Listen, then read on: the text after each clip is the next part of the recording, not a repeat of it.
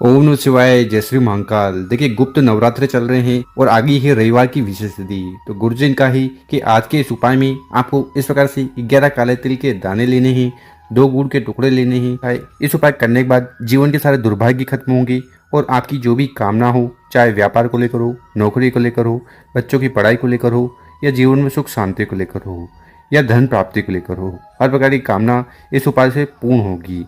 तो गुरुजी ने अचूक उपाय बताया है, कैसे करना है वो बताएंगे। उसके पहले इस वीडियो को लाइक कर दें, चैनल पर नए हो सब्सक्राइब कर दें और कम से कम 3 लोगों के साथ इस वीडियो को शेयर करें, उन लोगों की मदद करें। तो जानते हैं गुरुजी द्वारा बताया गया पहला उपाय। विशेषकर ये उपाय क्यों करना है? देखिए, अगर आपके घर में कुछ भी अच्छा नहीं चल रहा है, धन संपदा से जुड़ी समस्या आ रही है, कर्ज बढ़ते जा रहे हैं, ठीक, और कुछ न कुछ परेशानी, कुछ न कुछ बाधाएं जीवन में चल रही है, तो उनकी समाप्ति के लिए आपको पहला वाला उपाय जरूर करना है। तो चलो, उपाय के लिए सबसे पहले जो सामग्री आपको चाहिए वो है काले तिल। ठीक है, कितने काले तिल के दाने लेने हैं? तो आपको 11 काले तिल के दाने लेने हैं। इसी के साथ जो अगली सामग्री है वो है गुड़। तो इस प्रकार से आपको 1-2 गुड़ के टुकड़े इस वाले उपाय के लिए ले लेने हैं। साथ ही साथ जो अगली सामग्री आपको लेनी है वो है तांबे का लोटा। तांबे का लोटा लेकर उसमें आपको अपने घर से जल भर लेना है और इन सभी सामग्री को लेकर शिव मंदिर चले जाना है। ठीक, और शिव मंदिर में जाकर जो भी पूजा अर्चना आपको शिवलिंग के पहले करनी है वो कर लीजिएगा। फिर आपका जो चेहरा है वो उत्तर दिशा की तरफ होना चाहिए। देखिए, शिवलिंग के ऊपर काले तिल का उपाय करने से जीवन के सारे दुर्भाग्य दूर होते हैं, समस्या समाप्त होती है। गुड़ का उपाय करने से जीवन में चल रहे सारे अंधकार समाप्त होंगी, तेज की वृद्धि होगी, आलस्य दूर होगा।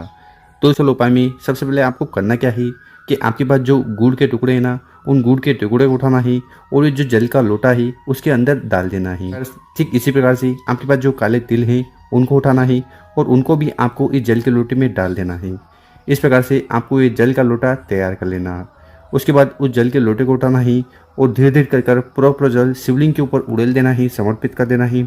ओम नमः शिवाय, श्री शानौशिभ्यम इन मंत्रों का जाप करते हुए। उसके बाद आपको शिवलिंग के पास बैठकर अपना नाम और गोत्र का उच्चारण करते हुए भगवान भोलेनाथ से प्रार्थना कर लेना है। हे भोलेनाथ, हे श्री शंभु, हे त्रिकालदर्शी, मेरे जीवन में जो भी दुख, परेशानी, समस्या है इन्हें समाप्त करें। और उस समस्या चाहे कर्ज को लेकर हो, धन को लेकर हो, या अगर आपके घर में किसी और प्रकार की बाधाएं परेशानी है ना, तो वो भी इस उपाय करने के बाद समाप्त होगी। अब जानते हैं गुरु जी द्वारा बताया गया अगला उपाय। विशेषकर ये उपाय क्यों करना है? देखिए, आपकी कौन सी भी ऐसी कामना हो, दिल की बात हो जो पूर्ण नहीं हो रही है, तो फिर आपको विशेषकर ये सूर्य नारायण भगवान वाला उपाय जरूर करना है। इस उपाय करने के बाद आपके घर में सुख शांति समृद्धि आएगी, सारी समस्या समाप्त होगी और जो भी कामना और जो भी विश है ना वो पूर्ण होगी। तो इस वाले उपाय के लिए सबसे पहले जो सामग्री आपको चाहिए वो है चावल के दाने। कितने दाने? 3 दाने या 5 दाने ले लीजिएगा। चावल का उपाय करने से आपके घर में सुख शांति आती है और धन और जो आर्थिक स्थिति है वो सुधरती है। इसी के साथ जो अगली सामग्री आपको लेनी है वो है गुड़ के टुकड़े। तो इस प्रकार से आपको 1-2 गुड़ के टुकड़े ले लेने हैं। देखिए, गुड़ का टुकड़े का उपाय करने से जीवन के सारे अंधकार समाप्त होते हैं, आलस्य दूर होता है। इसी प्रकार से जो अगली सामग्री आपको लेनी है वो है फूल। कौन सा फूल? तो आपको लाल जो गुड़हल का फूल आता है ना वो ले लेना है।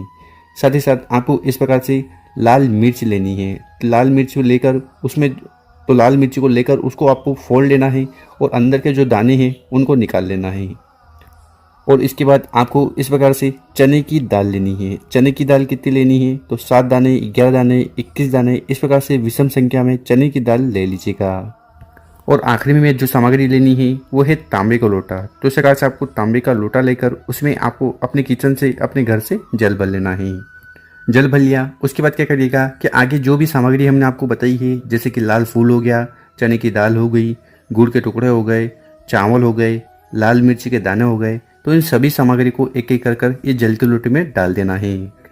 और फिर ये तांबे का लोटा लेकर आपको अपने घर की छत पर चले जाना है। कब जाना है? तो विशेषकर इस उपाय को आपको रविवार वाले दिन करना है, 10 बजे से पहले। ठीक है, तो आपके पास जो तांबे का लोटा है ना, उस तांबे के लोटे को उठाना है, धीरे धीरे कर पूरा जल समर्पित कर देना है सूर्य भगवान के समक्ष। ठीक है, और यहाँ पर समर्पित करो ना तो आपको 3 बार में जल को समर्पित करना है। पहले थोड़ा जल समर्पित करिएगा, ओम सूर्याय नमः का स्मरण करते हुए, फिर थोड़ा जल समर्पित करिएगा और आखिर में पूरा जल चढ़ा देना है।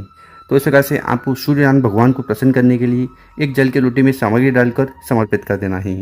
साथ ही साथ गुरुजन का ही कि अगर आपको सूर्य भगवान के 12 नाम याद है तो उनका भी आपको स्मरण कर लेना है, जैसे कि ओम सूर्याय नमः, ओम मित्राय नमः, ओम रविये नमः, ओम भानवे नमो, ओम खगाय नमो, ओम पुष्णे नमो, ओम हिरण्यगर्भाय नमो, ओम मारीचाय नमो, ओम आदित्याय नमो, ओम सावित्रे नमो, ओम अकार्य नमो, ओम भास्कराय नमो। तो इस प्रकार से आपको 12 मंत्र का जप करना है जल को समर्पित करते समय। तो गुरुजी ने कहा है कि जो भी व्यक्ति विशेषकर रविवार को ये उपाय कर लेता है ना, तो सूर्यनारायण भगवान की उस व्यक्ति पर असीम कृपा होती है और उसकी जो भी कामना है, इच्छा है, वो पूर्ण होने लगती है। चाहे वो कामना व्यापार को लेकर हो, नौकरी को लेकर हो, घर में सुख शांति को लेकर या धन प्राप्ति को लेकर हो। तो इस प्रकार से आपको विशेषकर दूसरा उपाय जरूर करना है। अब जानते हैं गुरुजी द्वारा बताया गया तीसरा उपाय। विशेषकर इस उपाय करने के बाद आपकी जो भी मनोरथ है, इच्छा है, कामना है या विष है, वो पूर्ण होने लगेगी और ये उपाय आपको बेलपत्र से करना है। तो सबसे पहले आपको इस प्रकार से 2 बेलपत्र ले लेने हैं और गुरुजी ने कहा है कि जब भी बेलपत्र लो ना, वो कहीं से खंडित टूटे फूटे नहीं होने चाहिए, क्योंकि कोई भी खंडित चीज शिवलिंग पर समर्पित नहीं की जाती। इसी के साथ जो अगली सामग्री लेनी है वो है शहद। तो इस प्रकार से आपको 1-2 चम्मच शहद ले लेना है और आखिरी में जो सामग्री लेना है वो है तांबे का लोटा। तो तांबे का लोटा ले लेना, उसमें जल भर लेना और फिर इन सामग्री को लेकर शिव मंदिर चले जाना है। सुबह करना चाहो तो सुबह या शाम को इस उपाय को कर लीजिएगा। मंदिर में जाकर उत्तर दिशा की तरफ मुंह कर बैठ जाना है। देखिए, शिवलिंग के ऊपर अगर आप शहद का उपाय करते हो ना, तो घर में सुख शांति समृद्धि आती है, दुर्भाग्य दूर होता है और बेलपत्र का उपाय करने से आपकी जो भी कामना है, इच्छा है, वो पूर्ण होने लगती है। तो इस उपाय में सबसे पहले करना क्या है कि आपके पास जो तांबे का लोटा है ना, उस तांबे के लोटे को उठाना है और धीरे धीरे कर पूरा जल शिवलिंग के ऊपर उड़ेल देना है, समर्पित कर देना है। जल समर्पित कर दिया, उसके बाद आपके पास 2 बेलपत्र है, उसमें से पहला वाला बेलपत्र उठाना है और उसको आपको समर्पित करना है माता अशोक सुंदरी वाली जगह पर। तो दोनों जलाधारी के बीच में ये जो मोटी सी लाइन है, यहाँ पर आपको पहला वाला बेलपत्र समर्पित कर देना है। ओम नमः शिवाय श्री श्री नमस्तुभ्यम मंत्रों का जाप करते हुए बेलपत्र की जो डंडी है वो जलाधारी की तरफ होनी चाहिए। ठीक इसी प्रकार से आपके पास दूसरा बेलपत्र है, उसके ऊपर आपको ये जो शहद है ना, ये लगा देना है। कहाँ पर? तो बेलपत्र की जो बड़ी पत्ती है उस पर आपको शहद से लेपन कर देना है। उसके बाद उस बेलपत्र को उठाना है और अपनी कामना कहते हुए बेलपत्र को शिवलिंग के ऊपर उल्टा समर्पित करना है। तो जिस साइड आपने शहद लगाया है वो शिवलिंग से स्पर्श होना चाहिए। बेलपत्र की डंडी होगी जलाधारी की तरफ, बड़ी पत्ती होगी आपकी तरफ। ठीक, तो इस प्रकार से ये सामग्री समर्पित करने के बाद आपको शिवलिंग के पास बैठ जाना है। अपना नाम और गोत्र का उच्चारण करते हुए भगवान भोलेनाथ, माता अशोक सुंदरी जी से प्रार्थना कर लेना है। आपकी जो भी कामना हो, चाहे व्यापार को लेकर हो, नौकरी को लेकर हो, घर में सुख शांति को लेकर हो, बच्चों की पढ़ाई को लेकर हो, ठीक है, या किसी और प्रकार की विशेष कामना है ना, तो उसके लिए भी आपको प्रार्थना कर लेना है। तो गुरुजी ने बहुत ही अचूक और विशेष बताया है, कर जोर देखेगा। और मेरे प्यारे दोस्तों, वीडियो अच्छी लगी हो तो इस वीडियो को 5 लोगों के साथ व्हाट्सएप पर, इंस्टाग्राम पर या फेसबुक पर जरूर शेयर करें। ओम नमः शिवाय, जय श्री महाकाल। मिलते हैं हम आपसे एक और नई वीडियो में।